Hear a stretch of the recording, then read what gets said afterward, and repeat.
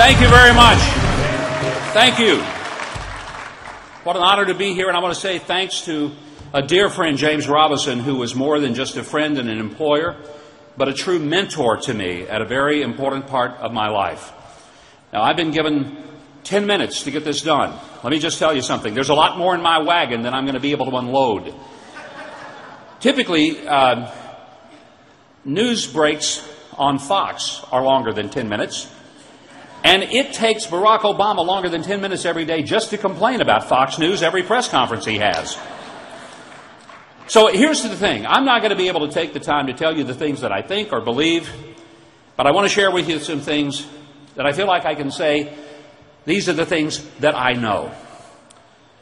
I know there's a God, and I know that this nation would not exist had he not been the midwife of its birth. And I know that this nation exists by the providence of his hand, and that if this nation forgets our God, then God will have every right to forget us. Ruth Graham Bell, the wife of Dr. Billy Graham, back in the 1970s made a profound statement. And she said 40 years ago that if God does not bring fiery judgment on America, then he will have to apologize to Sodom and Gomorrah. Now, she said that long time ago. I hope that we repent before we ever have to receive his fiery judgment. But I know that he is. And I believe that a nation that can remember him is a nation that will be remembered by him. And there is no other way to explain our history other than by his hand of providence. And I hope that that is something that Americans never are ashamed of and never afraid to speak. No, it's not politically correct. And no, it's not necessarily always embraced by those who control the megaphones. But in the hearts of most Americans, deep down, we know it to be true. Here's what else I know. I know that there is not one country on this planet with whom we have a better relationship today than we did 5 years ago. And for all of the bluster that our president gave when he ran for president, telling us how he would play the flute and the snakes would be charmed back into the basket and the world would be a happy and safe place. The snakes are running all over the world today. And there is not one country anywhere with whom we have a better relationship than we did before. And that is not where America needs to be, and it is not where the world needs to be. Here's something else I know. I know that you can't keep your doctor, you can't keep your health insurance, and your insurance is not $2,500 less per family than it was before the implementation of Obamacare. And I believe that Republicans have a better idea of an insurance that is in the marketplace and taking those who cannot find insurance and putting them in a special pool that does make it possible for people with severe developmental disabilities, people with extraordinary medical costs to be covered, but not at the expense of completely changing the insurance market where no one can afford it and where all the part-time workers stay part-time, full-time workers become part-time, and people who used to try to grow their businesses past 50 now do everything they can to keep their businesses under 50. That's not how to build a healthy economy. I know this. I know that mothers and fathers raise better children than governments ever will. And we need to make sure that we tell the government, thank you, we had the children, and we'll raise the children. And we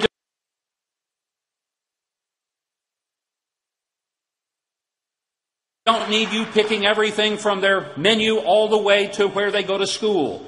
And in the case of the young lady in Massachusetts, what a shame when the government thinks that it knows better to take care of the medical treatment of the daughter than the mother and the father do.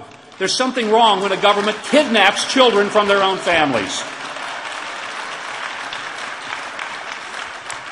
I also know that 4 Americans were murdered at Benghazi, and our government lied to us as to what happened. And I know it had not one thing to do with some ridiculous video.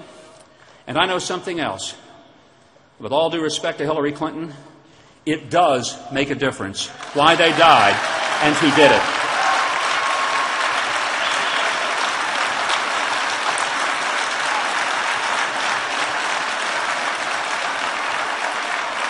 I thank you for that, but don't clap all my time away. Here's something else I know. I know that the IRS is a criminal enterprise.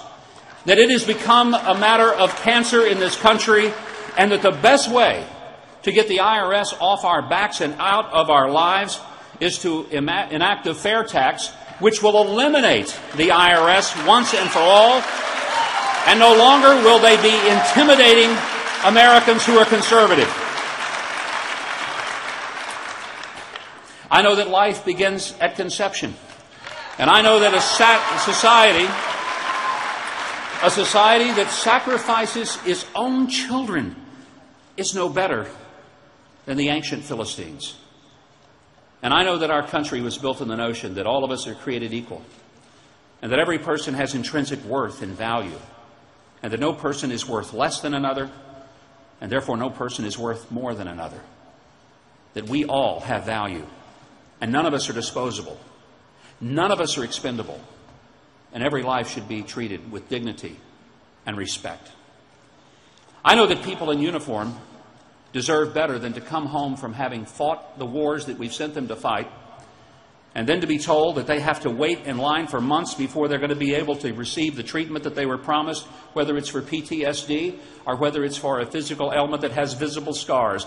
But I tell you that this nation must make sure that the first fruits of its treasury go to those who have served in uniform, and everyone else of us must stand behind them before we receive anything from this government.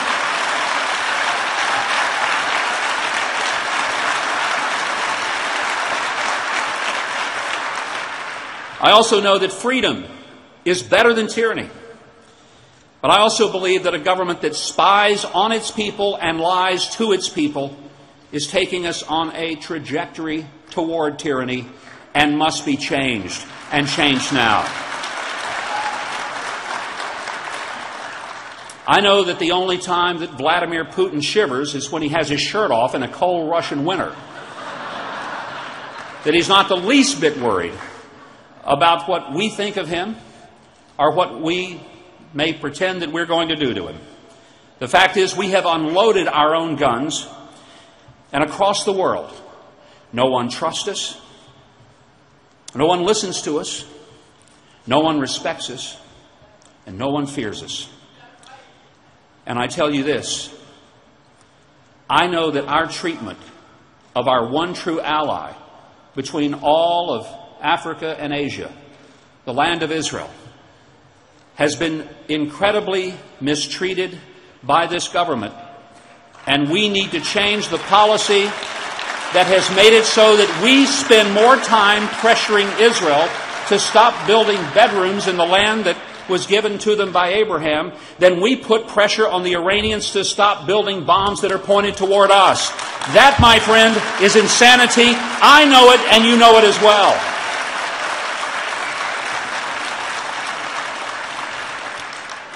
I know that peace is not the result of a military that is dismantled. That peace is the result of a military that is so absolutely awesome in its capability, in its readiness, and in its sheer force that no one on earth dares to poke it.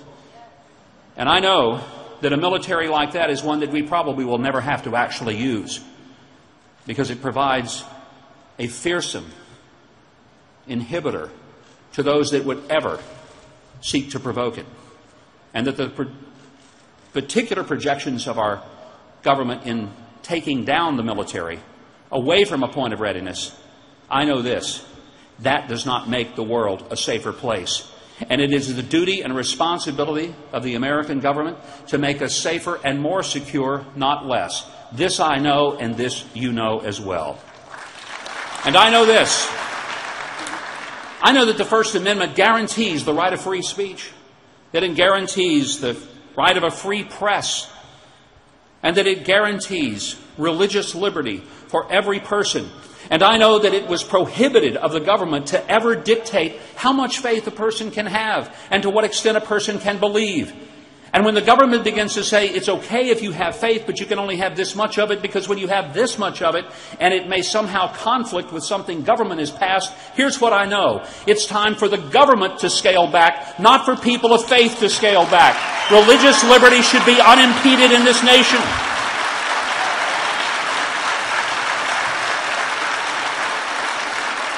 And I know this.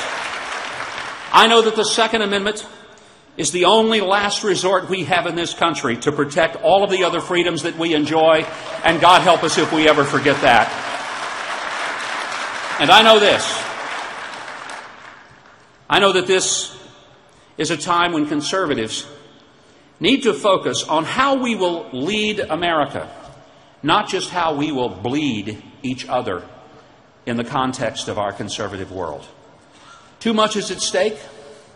The future of our country, the future for our children and our grandchildren is far too important for us to spend our time fighting with each other when the real battle is not even a fight against liberals or a fight against Democrats. It is a fight for the soul and the future of this great republic of ours, the United States of America. This is a fight to which all of us must know we have to engage, and we must do it now. And this one thing I also know. My time is up, and I must go. This I know. Thank you, and God bless you.